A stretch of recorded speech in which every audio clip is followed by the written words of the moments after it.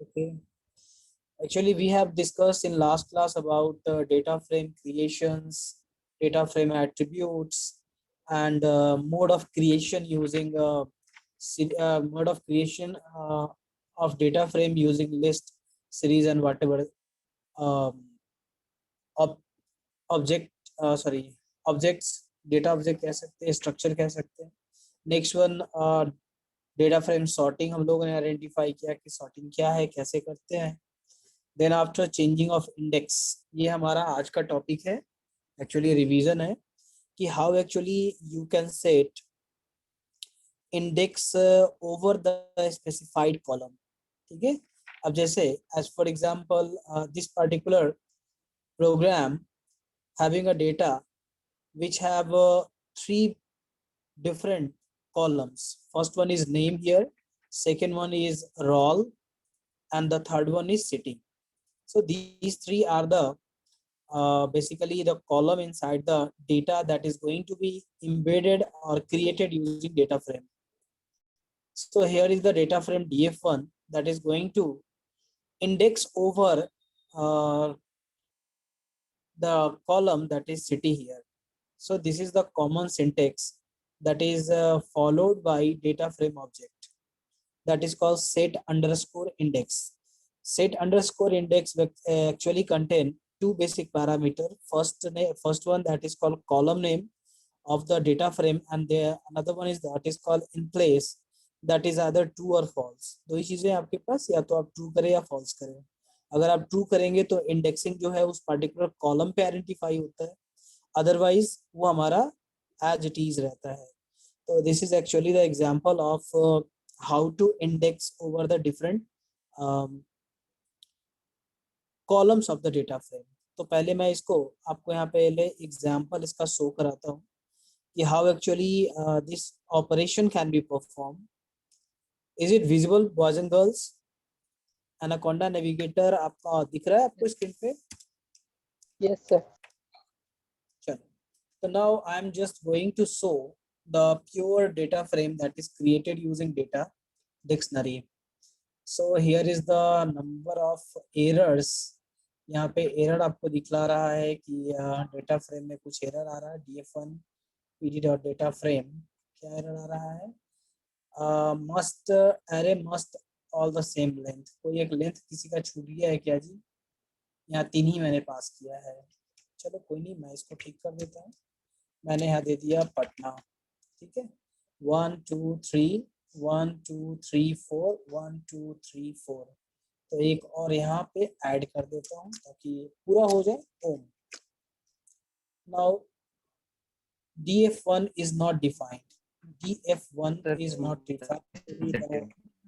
Small letter problem है. चलो, here is the list of the data frame element that is going to display in output number 5, and I am just going to make something changing over the created data frame. अब क्या क्या चीजें मैं यहाँ पे change कर रहा हूँ, आइडेंटिफाई करता हूँ. हमने यहाँ पे क्या करना है, हमें यहाँ पे आइडेंटिफाई कराना है कि जो सॉर्टिंग हो रही है वो इंडिविजुअल सॉर्टिंग ना हो, हमें स्पेसिफिक कॉलम पे सॉर्टिंग करनी है. तो आपको किसी कॉलम को डिसाइड करना होगा कि किस कॉलम पे आपको सॉर्टिंग करनी है.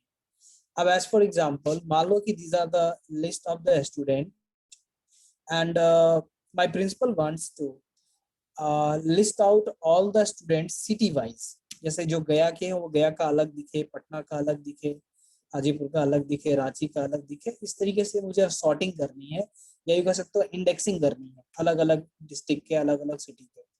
तो हमारे पास इसके लिए कॉलम है सिटी, जहाँ पे आइडेंटिफाइड है उनका सिटी नेम. तो हम सिर्फ क्या करेंगे, हम इस पर्टिकुलर इस डेटा सेट को यहाँ से कॉल करेंगे ताकि ये आइडेंटिफाई हो जाए. जस्ट अ सेकेंड, मैं इस कोड को यहाँ से कॉल कर लेता हूँ ताकि आपको दिखे भी कि चेंजेस क्या हो रहा है.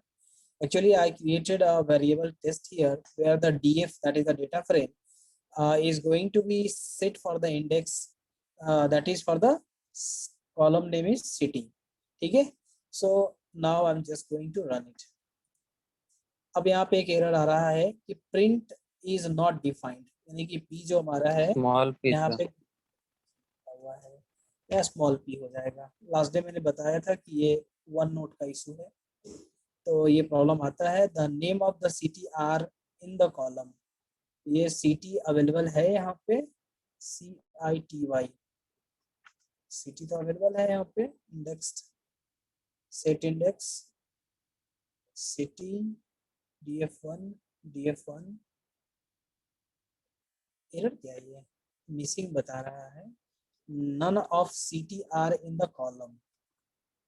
ऑलरेडी तो सिटी अवेलेबल है यहाँ पे, इसको कैसे नहीं कॉल कर रहा है। And place is equal to true भी किया है मैंने, जस्ट अ सेकेंड, इसको देख लेता हूँ मैं क्या इशू है इस पे। Set index is equal to, हमने आइडेंटिफाई कराया नेम ऑफ द फील्ड। मान लो कि मैं इस फील्ड को चेंज करके देखता हूँ, तो इस पे ले लें आपका। अब मैं रोल के ऊपर लगा के देखता हूँ, in place is equal to true किया है, रोल पे काम कर दिया, यानी कि कोई अल्फाबेट का यहाँ पे डिफरेंस था। तो देखो रोल नंबर के बेसिस पे ये इंडेक्स हो गया हमारा, ठीक है। इसी बेसिस पे मैं फिर से इस सिटी पे करके देखता हूँ, जैसे इसको मैंने कॉपी किया, and now going to put it, run it. अब यहाँ पे ये एरर जो आ रहा है, ये इसलिए आ रहा है बेसिकली क्योंकि हम लोगों ने पढ़ा है कि इंडेक्सिंग जो होता है वो ऑलवेज हमारा डिसिमिलर डेटा पे होता है। अब यहाँ पे क्या हो रहा है कि दो कॉलम एक जैसा है, दो रो हमारा एक जैसा है, तो उस बेसिस पे इस पे हमारा अरेंजमेंट का काम नहीं हो पा रहा है, इंडेक्सिंग का काम नहीं हो पा रहा है, ठीक है। लेकिन रोल नंबर, क्योंकि देखो सारे रोल नंबर डिफरेंट है, इसलिए रोल नंबर पे काम करेगा। तो इससे हमें एक चीज समझ में आ रहा है कि इंडेक्सिंग का जो वर्क होता है, देखो रोल नंबर फिर नहीं ले रहा है, रोल में क्या दिक्कत आ गई भाई। अच्छा एक बार मैंने असाइन कर दिया है, इसका नाम बदल दो और क्या, test1।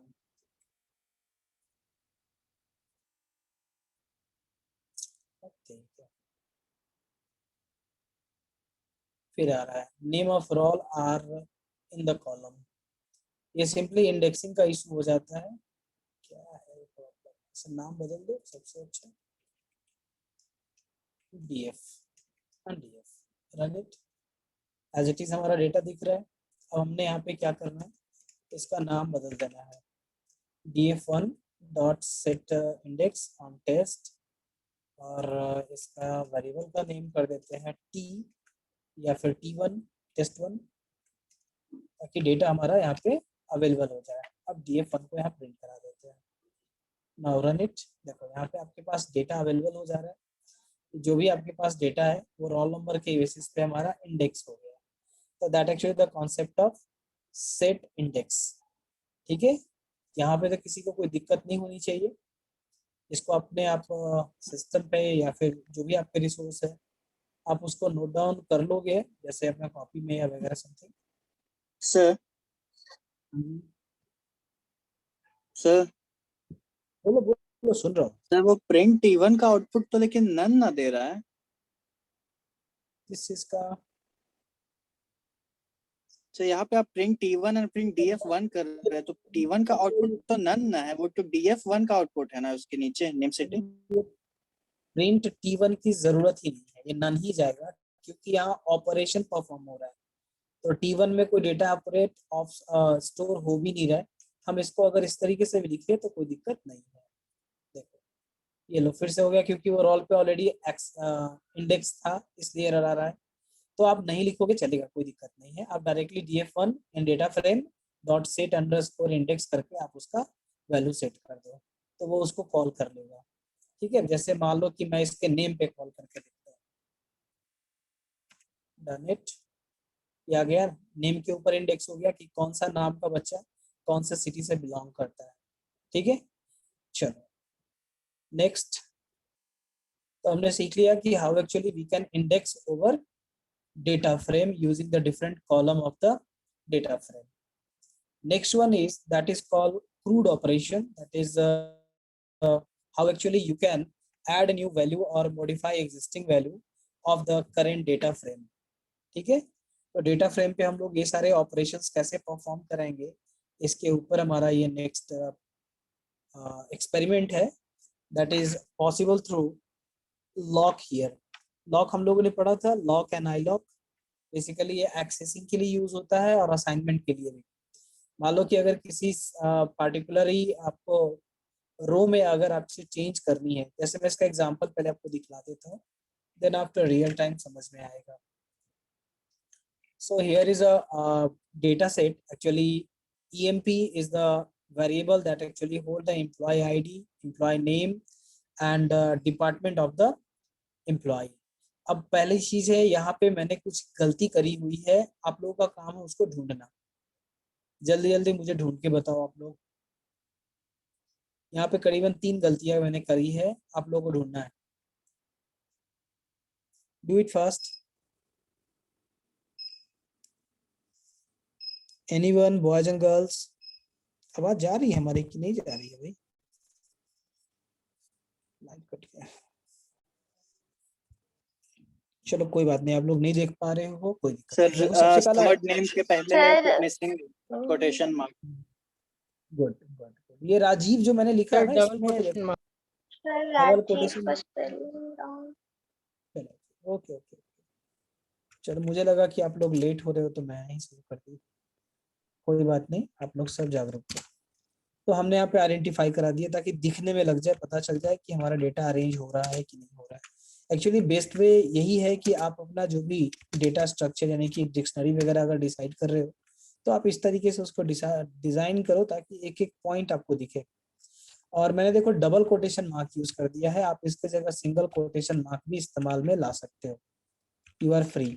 ठीक है, चलो मैं कर देता हूँ ताकि क्लियर हो जाए कि हम दोनों तरह का वेरिएबल सॉरी सिंबल इस्तेमाल कर सकते हैं, either single quotation mark and double quotation mark. Now it is going to be run. देखो टर्न हो गया। तो basically this employ variable having the data set of employee detail that actually hold 3 columns, that is employee ID, employee name and department. Now I wanted to add one at the end of this particular data frame. तो इसके index last क्या है? 3rd index last है इसकी। तो next जो हमारा add होगा वो ऑलवेज हमारा 4th पे होगा। ठीक है, देखो मैंने आपको यहाँ पे 4th भी आइडेंटिफाई कराया है कि आफ्टर इंडेक्सिंग आप अगर चाहो तो इसमें नेक्स्ट लेवल पे जाके डेटा को आप स्टोर भी कर सकते हो। तो मैंने छोटा सा एक पॉइंट यहाँ पे बना दिया है और मैं इसको रन कर रहा हूँ। तो देखो आप यहाँ पे आइडेंटिफाई कर रहे हो कि एक और रो आपका क्रिएट हो गया 4th रो पे। तो ये भी एक तरीका है जिसके थ्रू आप न्यू रिकॉर्ड को जनरेट कर सकते हो। लेकिन एज्यूम करो कि आपके पास यहाँ पे न्यू कॉलम ऐड करना है, तो उसके लिए क्या करेंगे? अभी जस्ट इसी में आएगा पार्ट। मैंने यहाँ पे एडिंग और मॉडिफाइंग लिखा भी है ऑलरेडी, इसके आगे मैंने डॉक्यूमेंटेशन नहीं किया है। Now we are going to add new column. अभी मैंने रो ऐड किया है। मान लो एक एग्जांपल और दिखा देता हूँ। चलो होल्ड करो आप जस्ट अ सेकेंड ताकि क्लियर हो जाए। मैंने रो 4 में रखा था, अब ये 5th पोजीशन पे रखूंगा। देखो 4 हमारा फिल है ऑलरेडी राजू से। हमने क्या करना है, एक और नया आपको सॉरी रो ऐड करनी है। मान लो इसका नाम है रुचिका। ठीक है, ये कहाँ बैठती है भाई? यहाँ का इसका डिपार्टमेंट क्या है? तो इसका डिपार्टमेंट IT है। ठीक है, तो now we are going to run it. एक नया और ऐड हो गया। तो इस तरीके से नंबर ऑफ रोज आप ऐड कर सकते हो। क्लियर है सभी को? अगर आपको कोई डाउट है या प्रॉब्लम है तो आप अनम्यूट करके बोल सकते हो या चैट में लिख सकते हो। फर्स्ट अगर समझ में आ रही है raise your hand, do it fast. You are about 40 here. If you don't have any problem, raise your hand. Only 15. जल्दी करो आप लोग। देखो जब तक आप रिस्पॉन्स नहीं दोगे तब तक मुझे सिर्फ यही फील होता रहेगा कि मैं अपने कंप्यूटर स्क्रीन को पढ़ा रहा हूँ। ठीक है, मैं किसी स्टूडेंट को नहीं पढ़ा रहा हूँ। तो आप अपना रिस्पॉन्स दो मुझे ताकि लगे कि हाँ मैं पढ़ा रहा हूँ किसी को। ठीक है, टाइम पास नहीं हो। ओके, आप लोग अपना हैंड डाउन कर लो। Very good. तो हमने अभी यहाँ पे सीखा कि how actually you can add new row to the data frame. ठीक है, अब हम लोग सीखेंगे how actually we can add new column to the data frame. तो ये बहुत ही आसान है। बस करना क्या है, आपको या जैसे मान लो है एम्प्लॉय आईडी, डिपार्टमेंट। अब मुझे यहाँ पे इनकी सैलरी ऐड करनी है, बेसिक सैलरी, ठीक है। तो हमने डेटा फ्रेम यूज किया हुआ है डीएफ। अब डीएफ में हम एक न्यू कॉलम ऐड करते हैं, ठीक है। अब न्यू कॉलम का नाम यहाँ दे देते हैं हम लोग, जैसे मान लो हमने दिया basic, BASIC।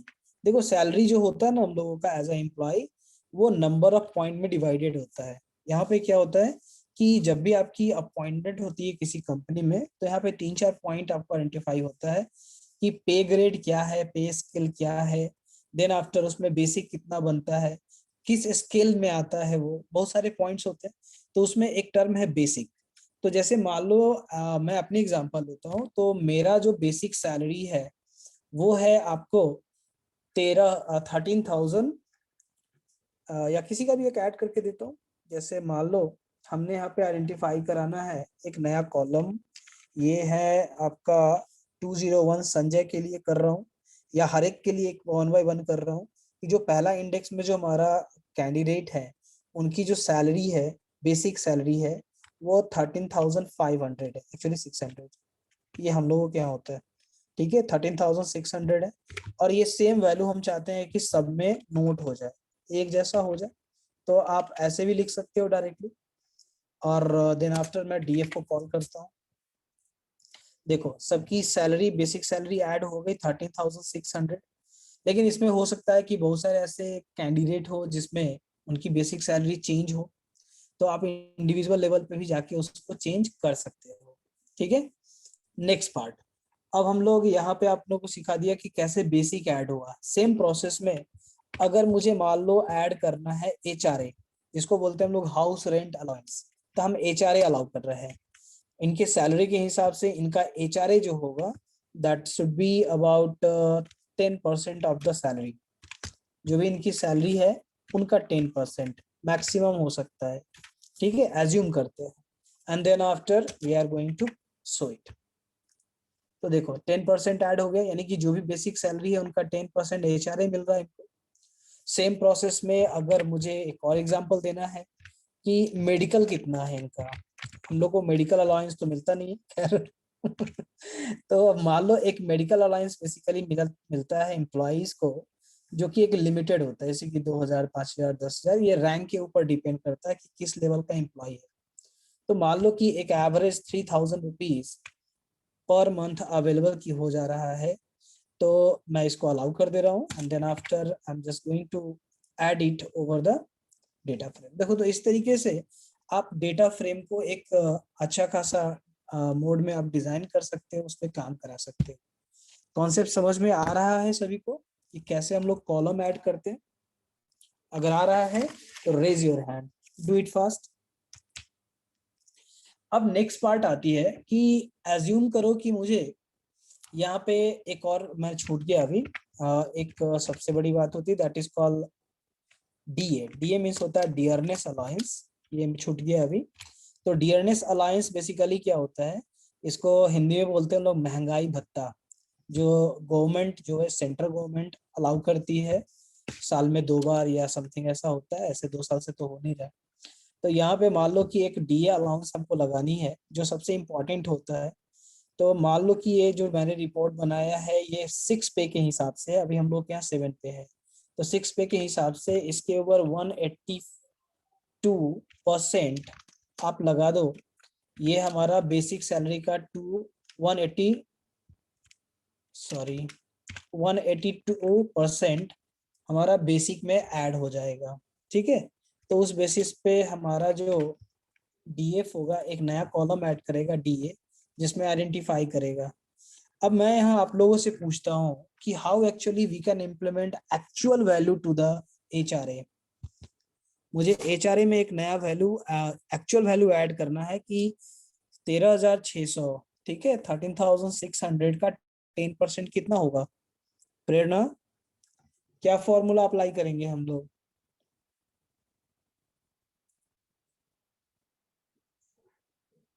Hello Prerna Bharti, no need to raise hand, unmute yourself and से। Janvi, Basic divided by 10. Very good, बहुत बढ़िया है।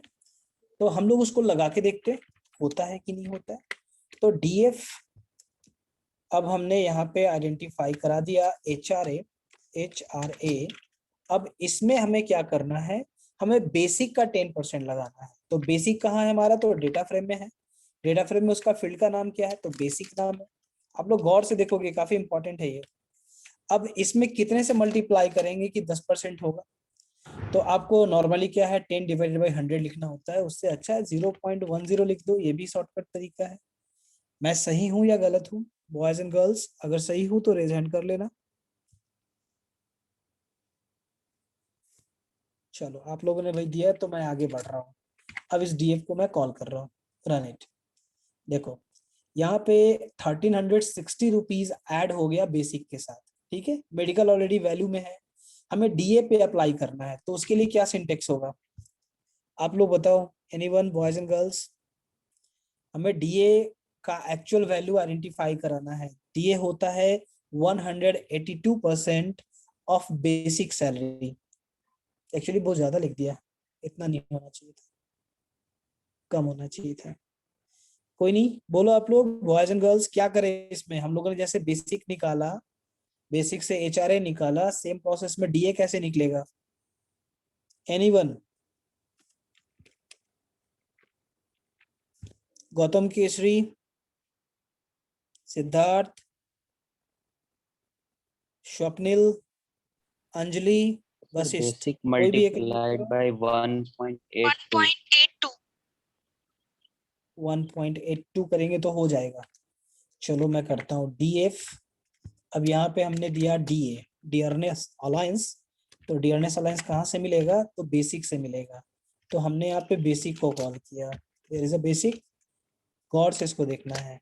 अब इसमें कितना से करना होगा मल्टीप्लाई, 1.82।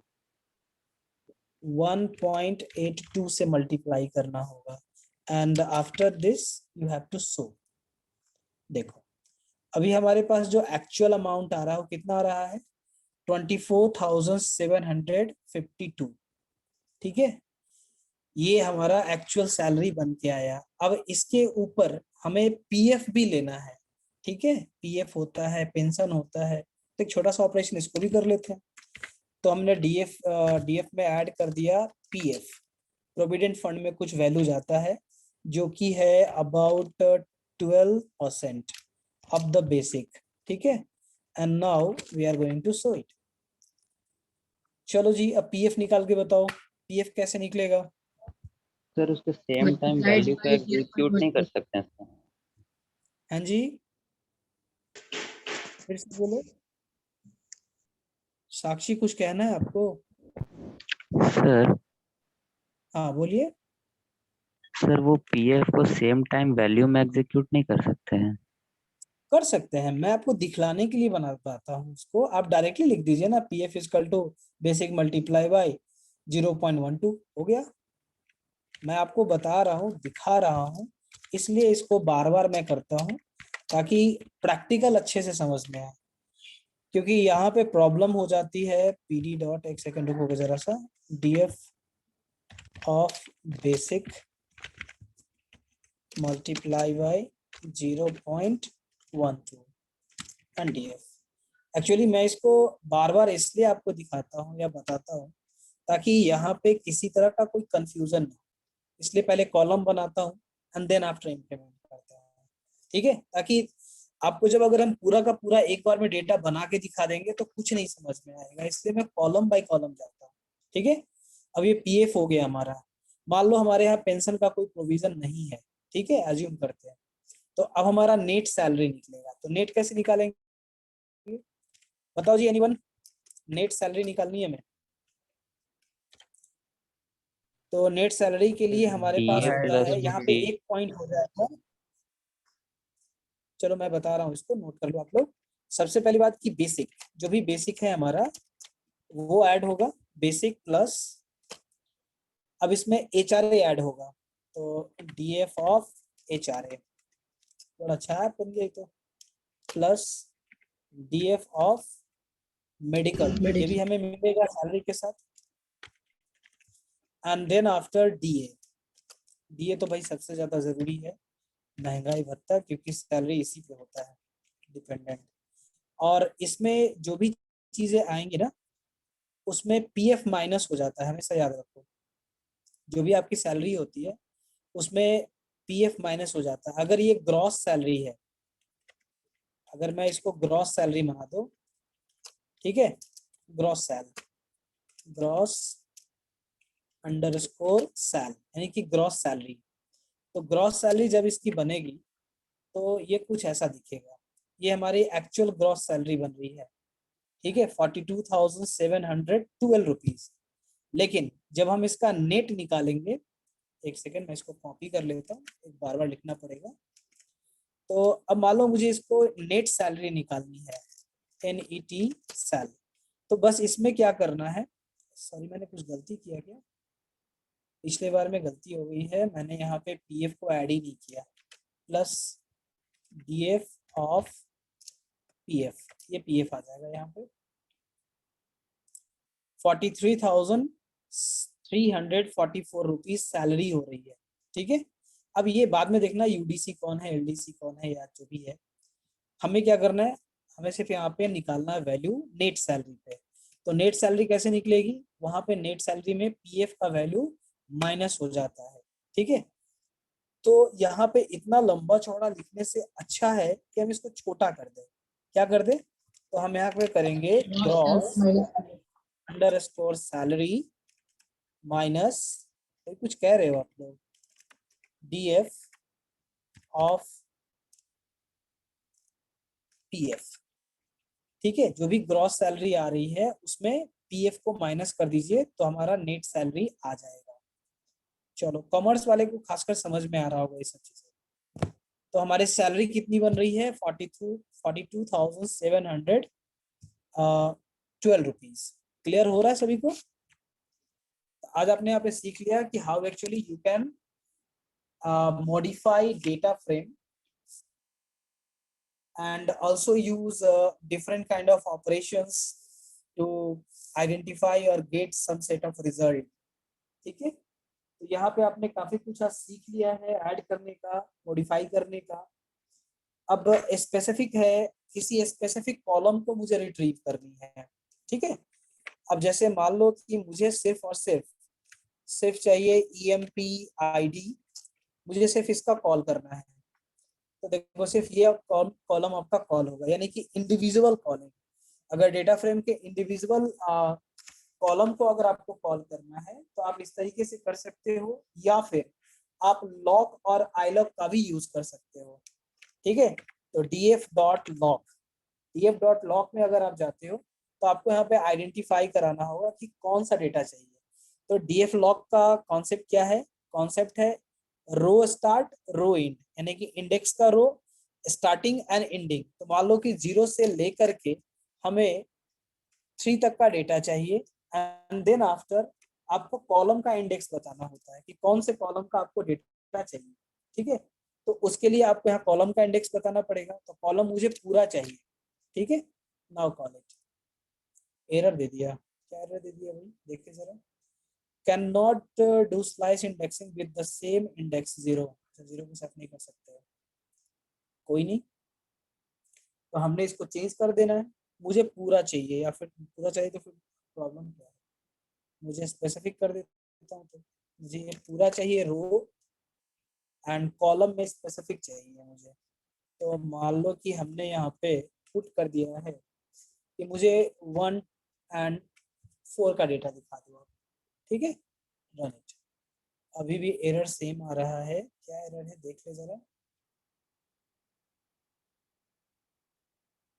df डॉट, अरे आई लॉक लगा,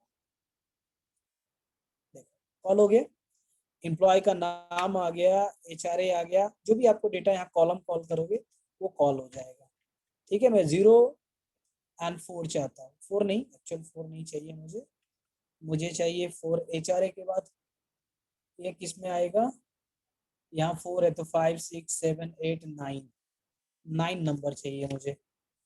तो हम 9 नंबर को कॉल कर देंगे। देखो किस एम्प्लॉय आईडी को कितनी सैलरी मिली है, नेट सैलरी, ये आइडेंटिफाई हो रहा है।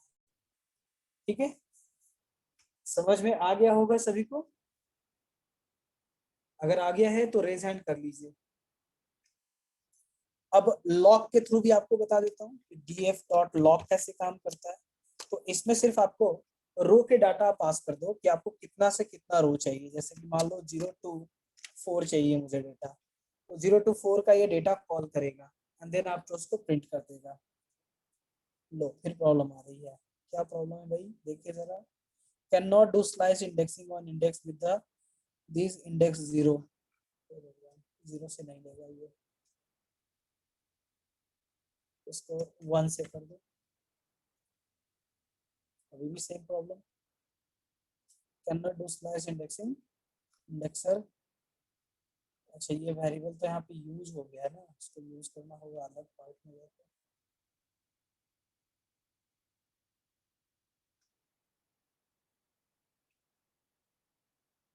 नो प्रॉब्लम, कोई प्रॉब्लम तो नहीं दिख रहा मुझे। एरर क्यों आ रहा है ये? Can not do slicing index on index with this index 1।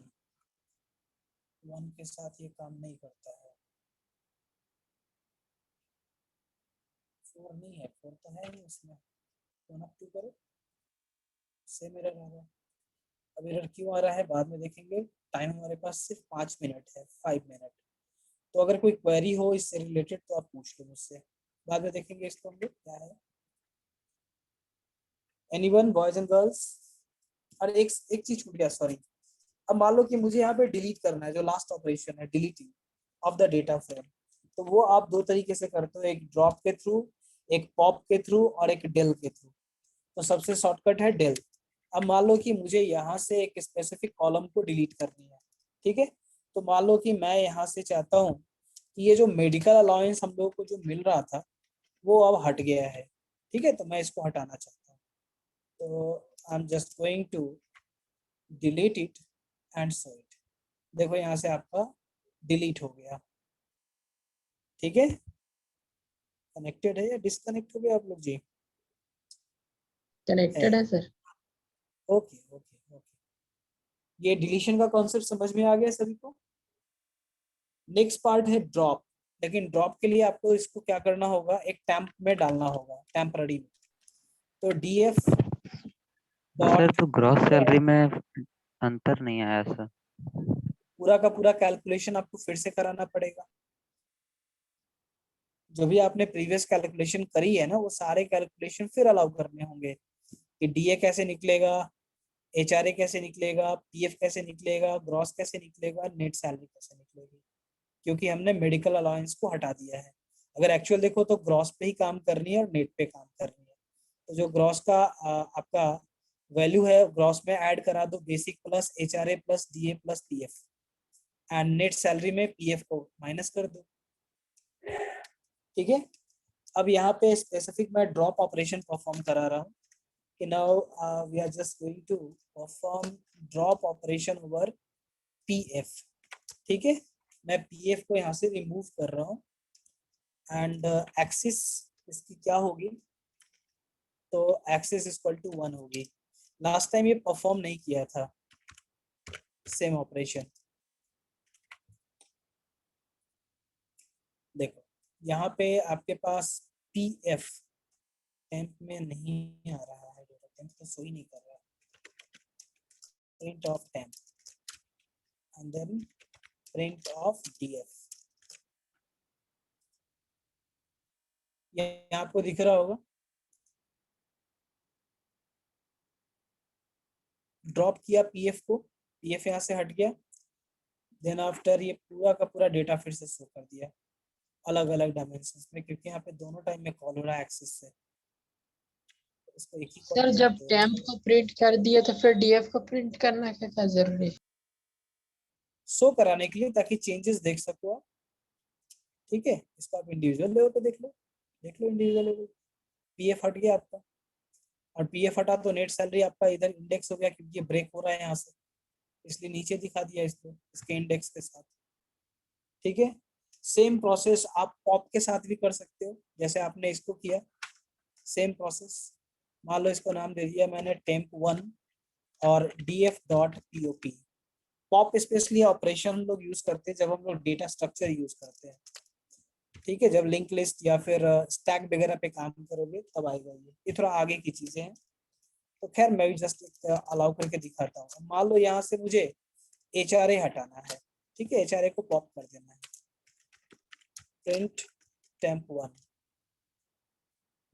लेकिन ये जो काम होता है ना टेम्पररी होता है, तो उस बेसिस पे आपको शो नहीं करेगा ये। अब आप DF करो तो ये पूरा का पूरा, सॉरी ये क्या कह रहा है कि आपके पास HRA प्रिंट ये डीएफ रहा होगा ना? नहीं, इसको हटा दीजिए ना, हमने परफॉर्म करा दिया ना। देखो ये जो भी चीजें आपने देखा हटते हुए या जुड़ते हुए, ये सारे के सारे ऑपरेशन पॉप एंड ड्रॉप से हो रहा था। दैट एक्चुअली द टेम्पररी, ये टेम्पररी होता है। लेकिन डेल जो ऑपरेशन हमने परफॉर्म कराया था, डेल डेल डेल कहाँ गया, लो डेल इसमें कर रहा था मैं, चला गया डेल। तो डेल ऑपरेशन बेसिकली परमानेंट होता है, हटा दिया मैंने लगता है उसको, या यहाँ पे डेल मेडिकल, मेडिकल लाइन्स हटाया था हमने, तो लास्ट में जाओगे तो मेडिकल आपको नहीं मिलेगा, बाकी सब मिल जाएगा। यहाँ पे पॉप एंड ड्रॉप बेसिकली क्या